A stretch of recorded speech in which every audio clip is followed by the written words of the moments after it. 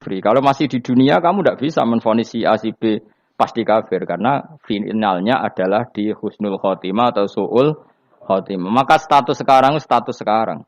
Kita dikatakan mukmin ya sekarang, yang sedang kafir ya sedang kafir. Bisa saja yang sedang fasik nanti mati soleh, yang sedang soleh nanti mati fasik. Makanya kita enggak berhenti doa apa ya muqallibal qulub tsabbit qalbi ala dinik karena kita tidak pernah tahu. Makanya status kafir ya wamatu wahum kufar. Sebagian ayat apa wamatu wahum kufar. Status yang permanen adalah dalam keadaan mati, dia dalam keadaan kafir. Tapi kalau masih di dunia gini enggak jelas.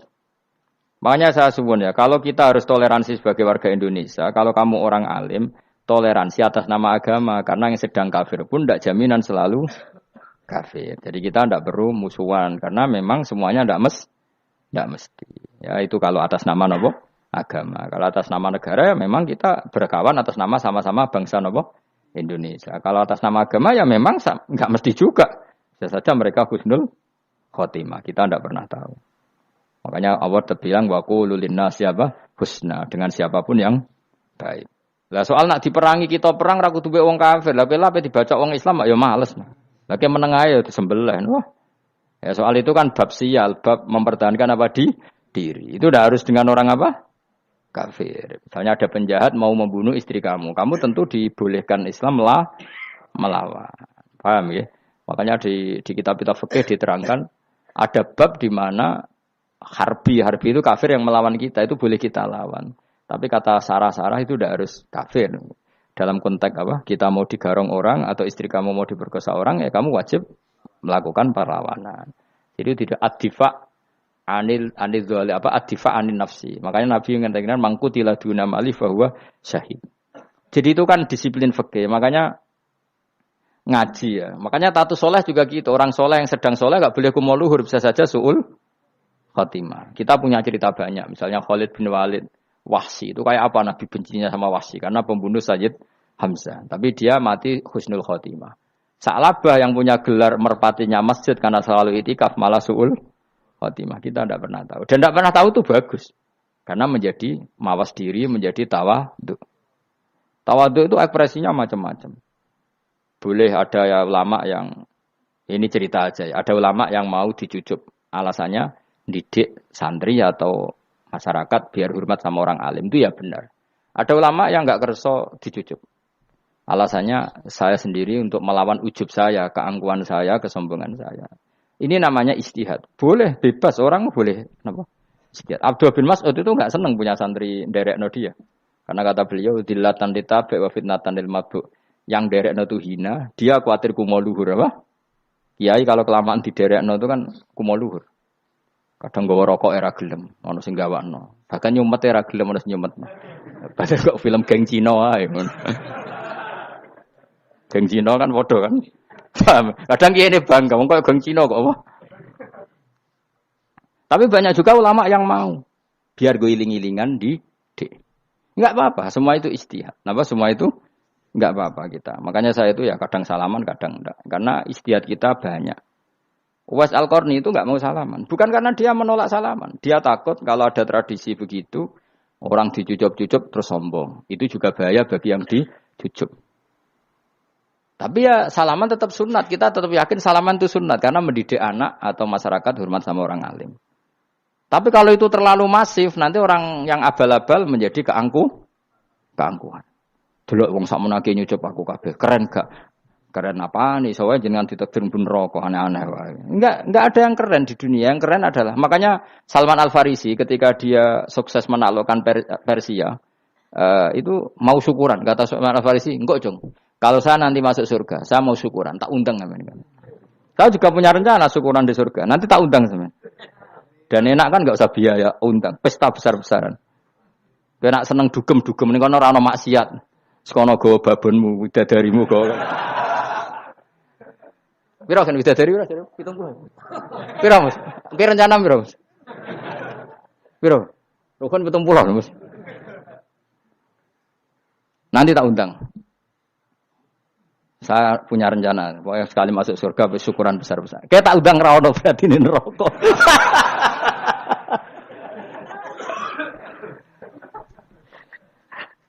Tapi nek ngundang aku ora ono beda kelas sembrono. Dataku ora ono ning kelas wargamu ora ono. Kata Salman Al-Farisi gini, kamu tidak usah muji saya, kan dia dipanggil ya Karim, kamu orang terhormat. Ya. Kata Salman Al-Farisi, in dakhaltul jannah fa ana karim, wa in dakhaltun nar fa ana laim. Jadi saking sopannya ashabu Rasulillah itu ada yang dipanggil ya Karim aja tidak mau. Tunggu cung ya, panggilan itu sematkan saya nanti ketika saya masuk surga. Kalau saya masuk surga fa ana karim, saya berstatus orang mulia. Tapi nanti kalau saya masuk neraka fa ana laim, saya orang yang terhina. Jadi dulu ashabu Rasulullah seperti itu. Terus ada ulama yang melawan nafsunya macam-macam. Misalnya saya milih jarang ada sowanan, saya dapati senang banyak santri sowan. Tapi bukan karena benci enggak. Karena saya takut sebagai orang yang sangat terhormat. Saya ngaji di mana-mana suka yang enggak usah pakai kursi. Guling-gilingan kalau saya dan kamu setara. Saya sebenarnya bisa aja minta kursi tinggi kayak ketua MK. Banyak kan ngaji nih serapati ngalim dari kursi ning dhuwur, santrine ning misor gua ya nih kok pinter-pinter. Jebule kitabe maknanan ben ra konangan. Sing rasa apa wong modus. Ya tapi tidak suudzon ya, tapi ya ono tenan, paham. Tapi kalau saya cara berpikir sederhana, kita kan sama-sama umatur Rasulillah, ya sudahlah hadin sawa.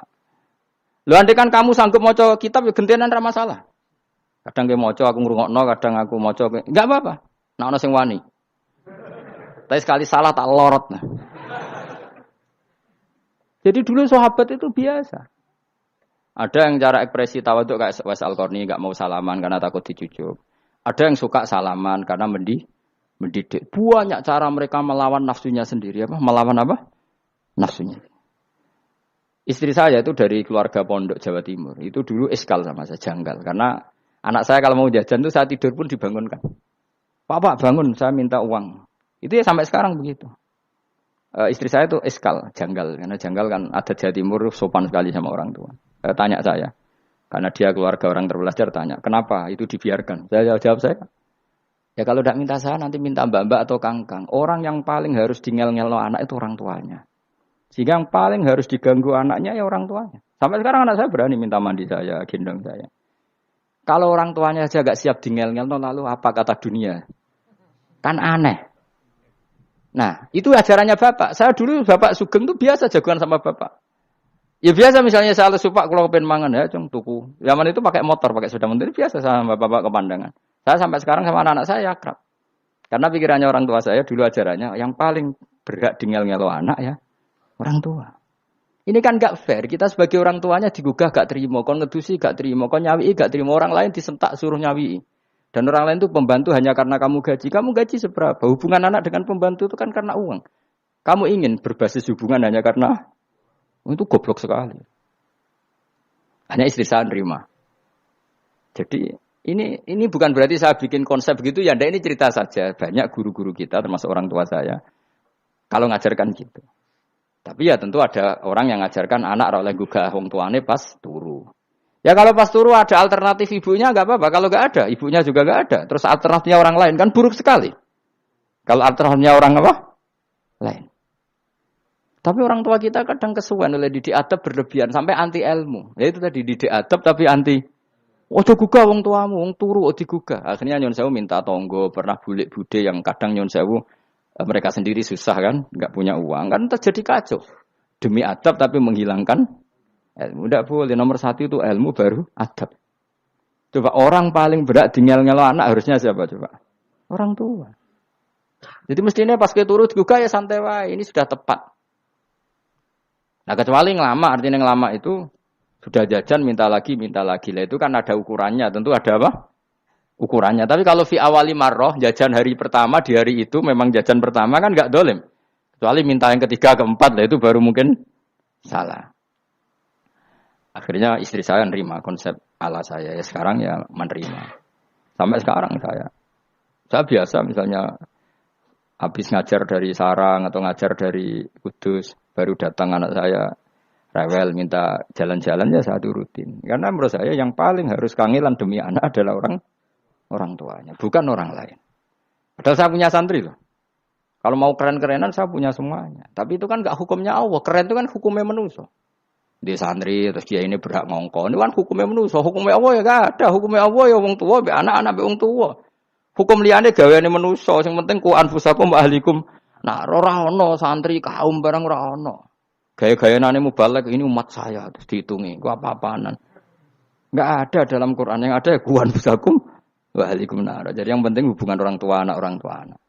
Nah, baru orang lain itu wa ila adin akhahum huda. Ya itu yang kedua ketiga. Tapi ilmu ini sudah banyak yang hilang. Makanya banyak mubalek ngamuk anak. Bocah rasopan. Aku nang jopo ning tinti wong wedi aku. Anakku dhewe rasopan. Lah bapak dhewe rasopan ya. Karena mendahulukan orang lain ngalahkan anak. Ketika anaknya rasopan dekne gremeng apa? Memangnya dia sopan cara hukumnya Allah dan Rasul. Ketika mendahulukan orang lain itu dalam status hukum Allah dan Rasul dia sudah tidak sopan. Ada dosen ngajar mahasiswanya dengan segala artikulasi terbaik, kemampuan bareng terangno anaknya sampai rasa-rasen. Ya gitulah baca sendiri di buku. Ya gitu. Karena di kampus dapat gaji, nampi anaknya rantuk gaji. Banyak orang mulang ngarepe wong akeh iso tenanan, mulang anaknya ra tenanan. Mergo nak mulang wong akeh diapresiasi, nak mulang anaknya kadang tinggal dolanan kadang. Itu tidak benar, tidak seperti itu Islam mengajarkan. Islam mengajarkan nomor satu ku anfusakum wa ahlikum, jaga diri kamu dan keluarga kamu. Makanya Rasulullah itu ngajari sholat Hasan Husain diajarin sendiri cucunya, diajak ke masjid diajarin. Meskipun jadi beri hak-haknya sebagai seorang anak, numpaki Nabi ya dibiarkan, tapi diajari kebaikan diajarin sendiri. Sampai Sayyid Hasan umur 8 tahun sudah menjadi rawi hadis karena memang diajari sendiri oleh siapa Rasulullah. Kayak apa? Kalau sekarang enggak, kiai cilik anak di pasrano cah dalem terus enggak mau tahu. Juga sidik itu pasrano pembantu. Barang anaknya akhlaknya kayak pembantu ngamuk. Memangnya yang bikin itu siapa? Yang memulai siapa? Nah, hukum-hukum begini itu harus kita mulai tegakkan. Ya kayak dipanggil ya Karim. Kita termuliakan tuh sampai berapa? Banyak kan dulu orang mobil aja dibukakan, boleh kecekal KPK. Pas mulya, masya Allah, buka mobil ya tahu. Ngerti-ngerti cekal kabeh. Kayak sama. Neng dionya disusul-susul sebenarnya rokok kan rugi, bener. Makanya saya ngikuti mazhab Salman Al Farisi. Saya sudah niat syukuran besar-besaran tak jamin, tak undang teman. Tapi daripada Salman konangan nggak di situ, mendingan ndak ya. Karena kalau ada undangan nanti kelihatan siapa yang di dalam dan siapa yang di luar. Nggak usah ya, nggak usah. Nanti. Takutnya nggak ada di situ, malah mari ngenes kula. Kecuali nggak ada di situ, malaikat itu nggak ada Gus di kelas jenengan, tapi mungkin di bawah ada. Alhamdulillah kalau gitu mau beda napa? Kelas. Tapi nak sing sitok ning swarga sitok neraka innalillahi wa inna ilaihi raji'un. Tapi semoga malaikatnya hanya jawab gitu. Nggak ada Gus, kalau di kelas ini nggak ada. Mungkin di bawahnya ada. Tapi nanti pengurusnya nggak mau, pengurus warga itu. Nggak bisa ini, kalau beda kelas harus pakai visa. Karena lintas apa? Negara.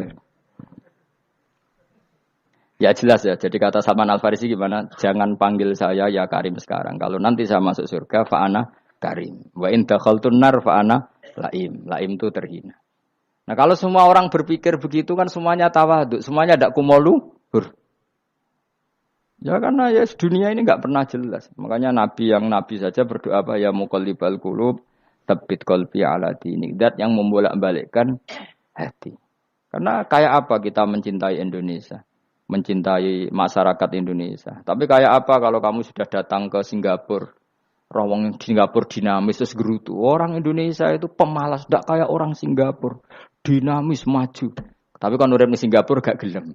Tapi di Indonesia men gerutu, orang Indonesia tidak kayak orang Singapura. Cara aku nak muni ngono gak usah urip ning Indonesia, kono urip ning Budi. Singapura. Islam Indonesia gak mutu kayak ada di Timur Tengah, jubahan semua gini-gini. Enggak ana wong goblok ra iso ngaji jubahan ya dekne ra trimo. Goblok jubahan. Angel ngadepi wong ku angel. Terus kon piye? Sing biasa wae koyo kula jenengan wis biasa. Soale ngaji-ngaji wae turu-turu, soale mangan-mangan wis biasa wae. Dinul ajais. Agama kita, agamanya orang lugu. Yang penting hubungannya dengan Allah spesial bahwa kita yakin hidup kita namun bergantung kepada Allah Subhanahu wa ta'ala, dan kita selalu nyifati Allah nikmal maula wa ni'man nasir. Selagi Tuhannya Allah pasti kita ditolong. Apapun kondisi Indonesia, Tuhan kita tetap Allah, tetap ditolong. Kita pernah keluar dari penjajahan Belanda, tragedi PKI. Ya apa saja problem kita pernah keluar. Karena Allah Tuhan kita. Ni'mal maula wa ni'man nasir. Sudah, iktimatnya sama Allah, jangan pada yang lain. Yang lainnya itu hanya aturan bernegara saja. Kita butuh presiden, butuh macam-macam. Itu aturan bernegara. Tapi kesejahteraan kita tetap Allah ni'mal maula. Karena kalau Allah yang nggak berkenan, Jawa dihilangkan. Lewat ekuifaksi selesai. Atau meteor satu jatuh selesai. Makanya Allah selalu mensifati dirinya, saya yang memegang langit bumi, saya yang mengatur langit bumi. Beberapa benda langit enggak jatuh ke bumi karena saya, kata Allah. Inna wa yumsikus samawati wal ardo antazula wala inzalata in amsakahuma min ahadim min ba'di. Kalau sistem alam langit itu hancur, semuanya Tapi kita enggak. Kadang-kadang membayangkan dunia enggak hancur itu kalau kestabilan negara. Negara tok stabil, kalau alam enggak stabil mau apa? Semuanya agak koruptor, semuanya adil. Tapi diguncang gempa tetap selesai. Diundang faksi tetap selesai. Makanya Allah selalu mengingatkan kita, aamintum manfis sama ayakhsifa bihumul ardo faidahiyah tamur. Kenapa kamu merasa aman di bumi? Bumi ini setiap saat bisa likuifaksi, kata Allah. Karena bumi itu dhatis sodok, potensinya pecah. Tapi kalau kita ingat gitu kan akhirnya bergantung sama Allah. Sambil bernegara secara benar, bertetangga secara benar. Susahnya apa sih hidup benar? Wong hidup benar itu nikmat. Kulo mboten nate urip susah. Ngerti masalah saya yang pangeran Gusti. Niki wae jenengan ya sudah selesai. Dadi nak tahlilan ojo ngrameni tok, dijiwai nikmal maula. Nikmat itu sebaik-baiknya. Nikmat itu sebaik-baiknya. Artinya kita selagi punya Tuhan itu pasti nasib kita ya sebaik. Ngomongin nikmal maula tapi mbek gerutu. Seramu tuh, nggak ada dadi wali, perkarane ya boleh. Jadi wiridane wae tapi rada jiwa, enggak boleh seperti itu. Tapi lumayan, timbang ora wali ra wiridan, malah ra karu-karuan malah. La yuqda alaihim raden putusna sapa alaihim ing atase ahlun nar bil mauti lan mati, fayamutu mongko iso dadi mati sapa ahlun nar fayastarihu. Mongko iso istirahat sapa ngake. Jadi ahlun nar ketika disiksa minta mati. Maksudnya mereka minta mati itu tidak merasakan sakit. Tapi nyatanya mereka sudah tidak bisa mati, berarti disiksa terus terus walai khofaf lan ora den ringan napa anhum saking ahlun nar min adzabia saking siksa sinar torfata ini ning sak kedape mri kadalika kaya mungkon-mungkon kabeh kama jazinahum tegese kaya oleh males ingsun wong akeh nadzi males ingsun kula kafurin ing saben-saben wong sing banget kafire banget ingkare ning Allah lan nikmat-nikmate Allah manane kafir bil ya iklan ya yadzi wa nunil nun al maftuhah kados kita tidak yadzi tapi napa nadzi nggih kadalika nadzi kulla kafur. Ma akasri zai serta ne kaseza wa nasbi kulla lan nasbi lafat kulla. Wa hum yasfarihuna fa.